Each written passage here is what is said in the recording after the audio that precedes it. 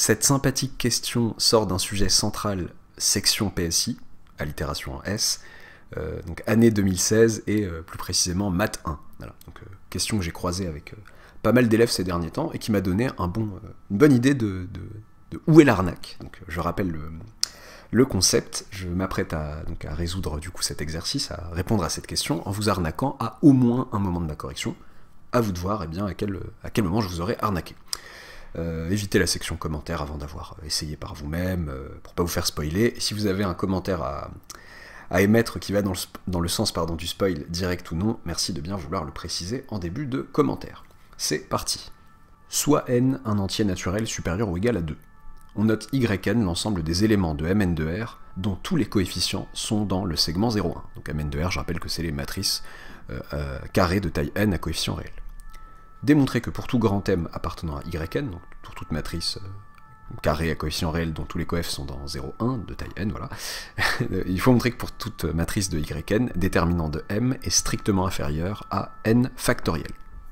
Bon, pour info, le sujet disait exactement, démontrer blabla, déterminant de M inférieur ou égal à n factoriel, et qu'il n'y a pas d'égalité. Bon, peut-être que c'est pour vous aider, peut-être pas, j'en sais rien. Vous pouvez vous donner une bonne quinzaine, voire une vingtaine de minutes de réflexion, allez, 20 minutes de réflexion et de recherche avant de regarder la correction, et c'est parti, correction, je m'apprête à le faire en deux versions, version PSI, enfin version PSI, PC, en tout cas sur ce chapitre-là, avec le programme PSI, PC, etc. Et là je suis directement, bon, c'est après avoir annoncé la correction, donc je m'en veux pas de spoiler, et version MP et autres filières qui ont d'autres outils, je ferai autre chose.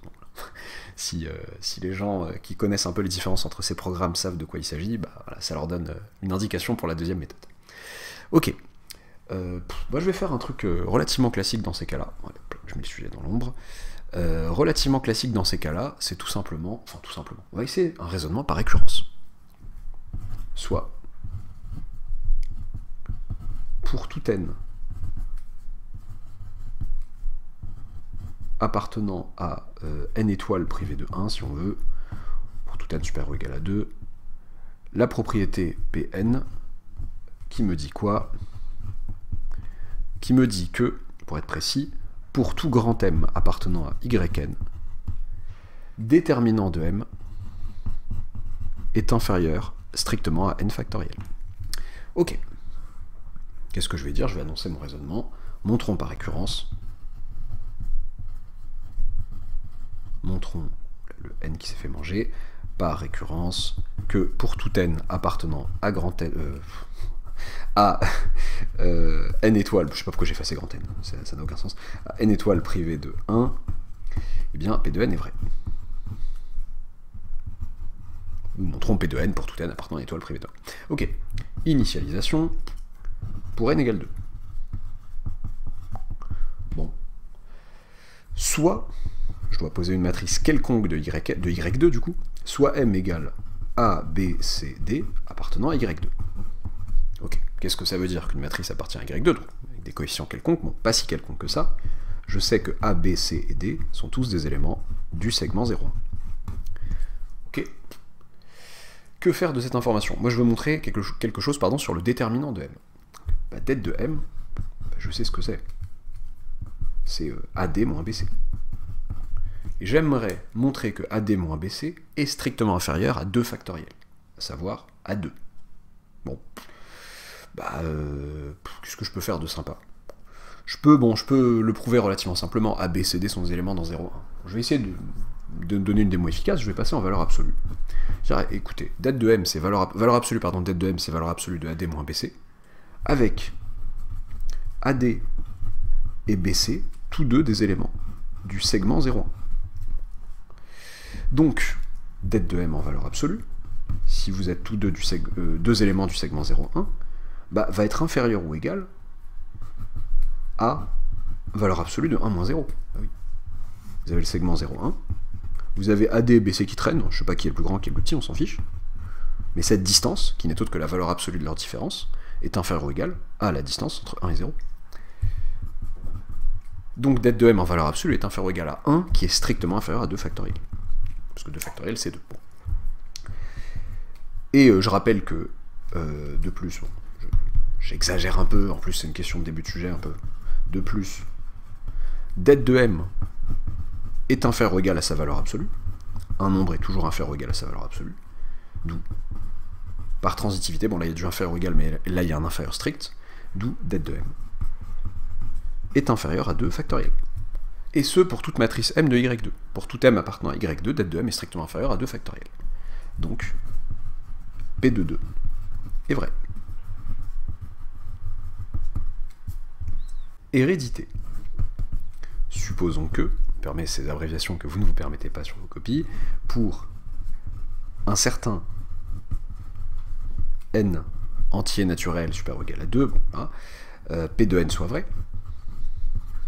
un certain entier, voilà, si vous voulez, P de n soit vrai, donc ce qui suppose que pour tout grand m de yn, déterminant de m strictement inférieur à n factoriel, et montrons que P de n plus 1 est vrai, ou alors et montrons P de n plus 1. Il s'agit donc de montrer que pour toute matrice grand M appartenant à yn plus 1, déterminant de grand M est inférieur strictement à n plus 1 factoriel. Je vais prendre une matrice quelconque de yn plus 1, soit grand M appartenant à yn plus 1. Et le but, c'est de majorer son déterminant par grand N plus 1 factoriel, majoration stricte, en me servant du fait que j'ai un résultat sur les matrices de yn, donc d'une taille inférieure, dont les coefficients sont tous entre 0 et 1. Bon. Il me paraît logique de penser à vouloir développer par rapport à une ligne ou une colonne. Bon. Laquelle, ça me semble ne rien changer à la situation, parce que bon, j'ai pas d'infos sur les coefs, à part qu'ils sont tous entre 0 et 1. Ok. Ce que je vais tout simplement faire, déjà, pour préparer le terrain, je vais déjà dire que pour tout i j appartenant à 1 n plus 1, pour tout, donc au pluriel, hop là, j'exagère un petit peu, pour i appartenant à 1 n plus 1 et pour j appartenant à n plus 1, j'ai pas envie de mettre parenthèse carré, voilà, juste flemme de faire ça, eh bien, mij, notons mij, là, laquelle? Alors, hop là, essayer de mettre à la lumière. La matrice obtenue à partir de grand M en enlevant la ligne I, IM ligne en commençant à partir de 1, quoi, et la colonne J. Bon, de telle sorte que le déterminant, bon, en fonction de vos filières, vous avez ce vocabulaire ou pas, de telle sorte que le déterminant de la matrice obtenue, donc la matrice MJ, c'est ce qu'on appelle un mineur de la matrice grand M. Bon. C'est juste pour me simplifier un peu la notation, pas avoir à faire un schéma, et pour dire que déterminant de grand M, donc si je développe, donc, développement par rapport à la première colonne, par exemple, j'hésitais, de grand M, et ben ça fait que le déterminant, pardon, c'est pas droit, déterminant de grand M n'est autre que la somme. Alors je développe par rapport à la première colonne, donc les lignes défilent, de i jusqu'à n plus 1, et à chaque fois que je fais défiler une ligne, j'ai, donc bon, si je vais faire comme faire un schéma, donc je développe, pour calculer le déterminant de grand M par rapport à la première colonne, donc là c'est m11, m21, jusqu'à mn plus 1, 1, et à chaque fois ce que je vais faire, c'est que, bon, développer par rapport à la colonne, m11 fois, ça c'est le déterminant justement, ça c'est le déterminant de la matrice grand M11, c'est la matrice obtenue à partir de grand M en soustrayant, en enlevant la première ligne et la première colonne, moins m21 fois m grand M de 1, etc., etc. Donc je vais obtenir à chaque fois donc les i défilent mi1, les coefficients, bon, je note, j'aurais pu noter ici grand M, je dis que c'est les mij, voilà, pour être précis, avec ij appartenant à 1n plus 1. Ok, ne pas confondre les coefficients et la matrice obtenue machin, en enlevant une ligne et une colonne. Ok, mij, alors, il y a un moins 1 puissance, alors, si je connais bien mon cours, c'est du moins 1 puissance i plus j plus 1, sauf que le j c'est 1, donc moins 1 puissance i plus 2, n'importe quoi. Moins 1, je me suis emmêlé pinceau. Mon cours me dit moins 1 puissance i plus j, donc là ça serait moins 1 puissance i plus 1, puisque le j c'est 1, ça je me suis perdu, fois le déterminant de grand M ij. Ok. Je veux dire I1, pardon. I1, ok. C'est le développement par rapport à la première colonne. Ok, j'aimerais montrer que ce machin est inférieur ou égal à... enfin, inférieur strict, pardon, à n plus 1 factoriel. Bon, qu'est-ce que je peux essayer de faire? Tac, tac, tac, bon, ombre et lumière, hop là. Alors, ce que j'aimerais, c'est majorer cette somme par quelque chose qui me convienne. Bon, il y a des moins 1 puissance machin qui me dérangent, et si je passais à la valeur absolue? Valeur absolue de déterminant de grand M, ça nous ferait ça. Et c'est inférieur ou égal avec l'inégalité triangulaire, à la somme pour i allant de 1 jusqu'à n plus 1, des mi1, donc de la valeur absolue de l'intérieur, donc de mi1 qui est positif, je rappelle que les coefficients de m sont entre 0 et 1, valeur absolue de ça qui fait 1, valeur absolue du déterminant de mi1. Ok, mais je me retrouve avec des déterminants de mi1 en taille, enfin avec mi1, avec, pour tout i appartenant à 1n plus 1, mi1 qui appartient en fait à yn. Ben oui.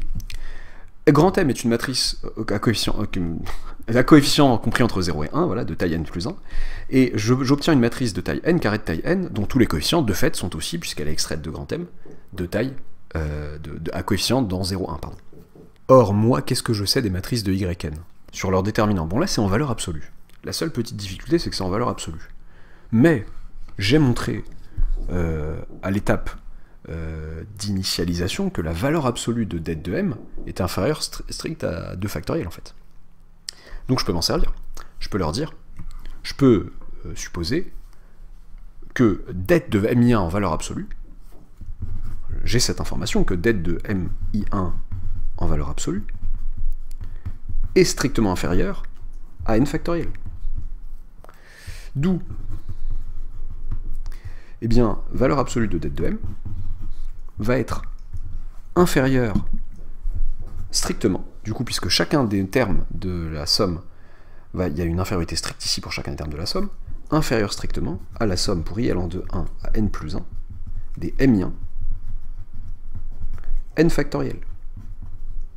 Alors attendez, oui, ça me va, ça m'arrange, n factoriel, qui est donc inférieur ou égal, les mi1 sont inférieurs ou égaux à 1, à la somme pour i allant de 1 à n plus 1, des n factoriel.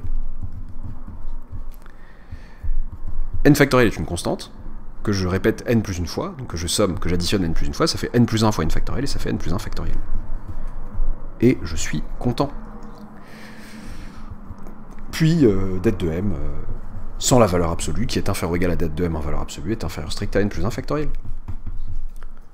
Petite conclusion, que j'ai la flemme d'écrire, le principe de raisonnement par récurrence nous a permis de montrer que pour tout n supérieur ou égal à 2, Pn est vrai, à savoir que pour tout m appartenant à yn, det de m strictement inférieur à n factoriel. Ok, voilà déjà ma première méthode. Bon, j'arrête de chercher le soleil, c'est ridicule. Méthode 2, alors, on sait, donc soit, là je vais m'éviter une récurrence, soit n supérieur ou égal à 2, et soit grand M appartenant à yn. Je vais directement écrire que déterminant de grand M, c'est ma fameuse formule que j'ai dans certaines filières et pas d'autres, pas en PSI a priori, pas au programme en tout cas, c'est la somme pour toutes les permutations de Sn, donc je rappelle que Sn, je ne vais pas le réécrire, mais Sn c'est l'ensemble des bijections de l'ensemble des entiers de 1 à n dans lui-même, donc voilà, groupe symétrique, sigma appartient, c'est la somme sur tous les sigmas de Sn, de quoi? C'est la somme des signatures, donc là c'est la signature d'une permutation, je ne m'étale pas là-dessus, ça vaut soit moins 1, soit 1, c'est un entier relatif qui vaut soit moins 1, soit 1, en fonction de la permutation. Je ne m'étale pas là-dessus, et je mettrai peut-être en description, je crois que j'ai dû l'aborder dans au moins une autre vidéo clairement dédiée aux permutations, machin, si oui, je le mettrai en description, sinon tant pis pour vous, ça attendra une prochaine fois. Fois le produit, du coup, pour j allant de 1 jusqu'à n des m, petit m sigma j, j. Donc, coefficient de la matrice grand M à la ligne sigma j à la colonne j. Ok. Donc si je regarde la valeur absolue du déterminant de m, ça me fait ça. Ok. Eh bien, qu'est-ce que je peux dire de ça? Je peux utiliser l'inégalité triangulaire. Mais l'inégalité triangulaire, ça va être une égalité large. J'aimerais bien une inégalité stricte, dès que c'est possible. Mais je peux dire un truc. Quand est-ce que l'inégalité triangulaire sur une somme de réels donne une égalité? C'est vrai si et seulement si tous les réels en question sont de même signe. Pour peu que des réels soient de signes opposés, ça y est, l'inégalité triangulaire est stricte. Mais moi je vais leur dire quoi? On sait qu'il existe, donc dans Sn, donc là n est supérieur ou égal à 2 au moins, on sait qu'il existe sigma appartenant à Sn tel que la signature soit égale à 1, et il existe sigma appartenant à Sn tel que la signature soit égale à moins 1.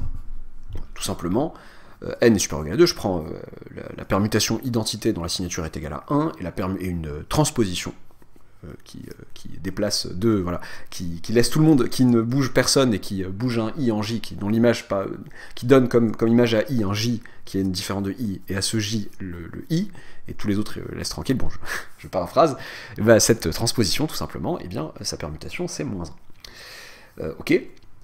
Donc, l'inégalité triangulaire est stricte, et la valeur absolue du det de m est donc strictement inférieure à la somme des valeurs absolues de ces messieurs, la somme pour sigma appartenant à Sn, des valeurs absolues de ces messieurs, donc au revoir les signatures qui valent moins 1 ou 1, donc il reste 1 quoi, fois le produit pour j allant de 1 à n, des m sigma j, j. Ok. Pourquoi j'ai pas mis de valeur absolue? Tous les m sigma j sont positifs. Mais,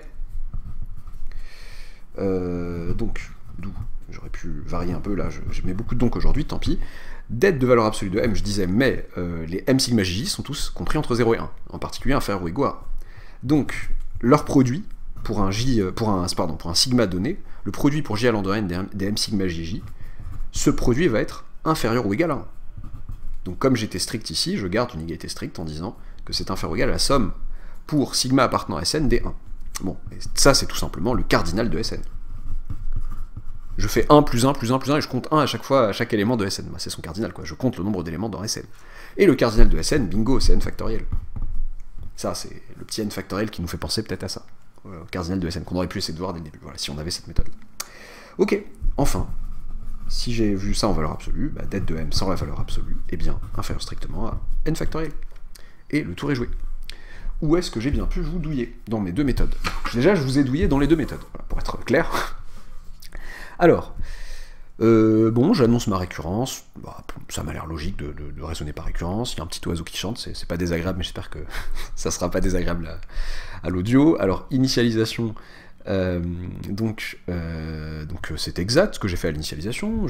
Hérédité, l'idée est pas mauvaise, l'idée de revenir de faire un développement par rapport à une colonne ou une ligne pour pouvoir me ramener à des tailles inférieures et utiliser l'hypothèse de récurrence. J'aurais pu le dire plus clairement que là j'utilisais l'hypothèse de récurrence. D'ailleurs, voilà, c'est là la douille, voilà. J'y avais avancé. La douille arrive là, c'est pas l'hypothèse de récurrence. C'est pas parce que dans l'initialisation j'ai été amené à prouver que c'était vrai effectivement, j'ai montré que valeur absolue de det de m est inférieure à 2 factoriel strictement dans l'initialisation. Mais là, j'ai besoin, comme hypothèse de récurrence, qu'au rang n, ce soit vrai. Certains pourront ne pas voir la douille. Il y a une douille.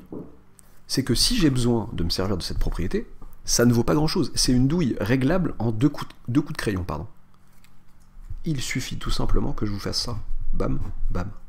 Que dans Pn, que ce que j'ai appelé Pn au départ et ce que je me propose de démontrer par récurrence, ce soit la propriété, pour tout m appartenant à yn, valeur absolue de det de m inférieure à n factoriel. Et là, c'est bon. Et là, il n'y a plus d'entourloupe. J'ai prouvé. Donc là, je barre ça, du coup. J'ai prouvé que valeur absolue de det de m était inférieure strictement à 2 factoriel. P de 2 est vrai. Je suppose... En fait, c'est vrai que la propriété Pn, là, c'est plus fort que ce que demande l'énoncé. Mais ça me dérange pas, ça arrive. Je dois prendre cette initiative ici, j'en ai besoin. De poser une Pn plus forte que l'énoncé, initialiser, ça marche bien, l'initialisation. À l'hérédité, je suppose que Pn est vrai, donc je suppose que pour un certain rang n, c'est en valeur absolue que j'ai cette inégalité stricte. Et là, j'ai le droit d'appliquer ça. Déjà, première douille. Alors, première douille, alors attention, il y a même une douille avant, non, tout va bien. Donc jusque-là, tout va bien. Det de mi1 en valeur absolue est inférieur à n factoriel. Donc ça, j'ai le droit de l'utiliser par l'hypothèse de récurrence. Et maintenant que j'arrive à ça, Là, j'ai un problème. Là, je me permets, et là faites attention parce que c'est très insidieux, les gens se font piéger souvent. Je suis pas sûr que beaucoup l'aient vu, mais peut-être que certains la verront. Okay. C'est que, d'accord, chacun des det de mi1 est inférieur strict à n factoriel, mais quand je multiplie par les mi1, mes réels mi1 compris entre 0 et 1, les mi1 pourraient tous être nuls. Et si les mi1 étaient nuls, qu'est-ce qui se passerait? Et bien là, vous seriez en train d'écrire que det de m, en valeur absolue, est strictement inférieur à 0. Bizarre, pour la valeur absolue d'un déterminant, d'être strictement négative. Étrange, étrange, étrange. Mais non, ce que je fais, c'est que j'aurais pu, ici, avant d'attaquer cette flopée d'inégalités, dire que c'est inférieur ou égal, j'ai le droit, à la somme, donc les m1 étant tous inférieurs ou égaux à 1, c'est inférieur ou égal à la somme pour y allant de 1 à n plus 1 des valeurs absolues des det de m1. J'aurais pu dire ça, pour me débarrasser des m1. Là, j'ai tout à fait le droit de sommer des inégalités. Les m1 sont inférieurs ou égaux à 1, chacun. En multipliant à chaque fois par un nombre positif qui est valeur absolue de det de mi1, je conserve l'inégalité pour chacun des termes de la somme, et je peux passer à la somme.